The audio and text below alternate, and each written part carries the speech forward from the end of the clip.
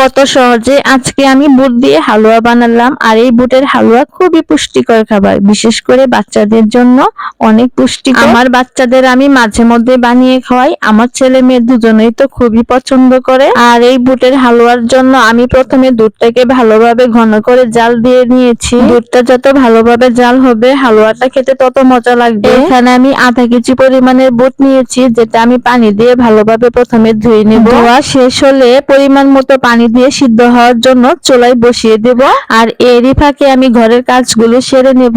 একটা মেয়ের কিন্তু সংসারের অনেক কাজ থাকে, সকাল থেকে রান্না বান্না করা, ঘর গোছানো, কাপড় ধোয়া, এরই মাঝে আবার বাচ্চাদের খেয়াল রাখতে হয়। বাচ্চারা তো সারাদিনই ঘরটাকে এলোমেলো করে রাখে, কিন্তু আমি সবসময় চাই ঘরটাকে গুছিয়ে রাখার জন্য। সবকিছু গুছিয়ে রাখতে আমার ভীষণ পছন্দ, কিন্তু বাচ্চাদের জন্য কোনোভাবে গোছানো থাকে না। একে একে আমি আমার সবগুলো কাজ শেষ করে এসে দেখি আমার বুটগুলো ভালোভাবে সিদ্ধ হয়ে গেছে। এখন আমি চুলা থেকে নামিয়ে বুটগুলোকে ভালোভাবে ছেঁকে নেব, যাতে কোনো রকম পানি বুটে না থাকে। এখন আমি বুটগুলোকে ভালোভাবে বেটে নেব, যাতে একদম স্মুথ হয়ে যায়। একে একে আমি সবগুলো বুট বেটে নিয়েছি। বুটগুলো বাটা শেষ হলে এখন চলে যাব চুলায়। এখন আমি চুলায় একটি কড়াই বসিয়ে দিব, আর কড়াইতে দিয়ে দিব 1 চা চামচ পরিমাণ ঘি। ঘি দিয়ে হালুয়া বানালে খেতে ভীষণ মজা লাগে, আর স্মেলটাও খুব সুন্দর হয়। আর এখন আমি ঘিয়ের মধ্যে বুটটা ঢেলে দেব, দিয়ে ভালোভাবে ভেজে যত ভালোভাবে ভেজে নেবেন হালুয়াটা খেতে ততটাই মজা লাগবে। আর এখন আমি এর মধ্যে দিয়ে দিব 1.5 কাপ পরিমাণের চিনি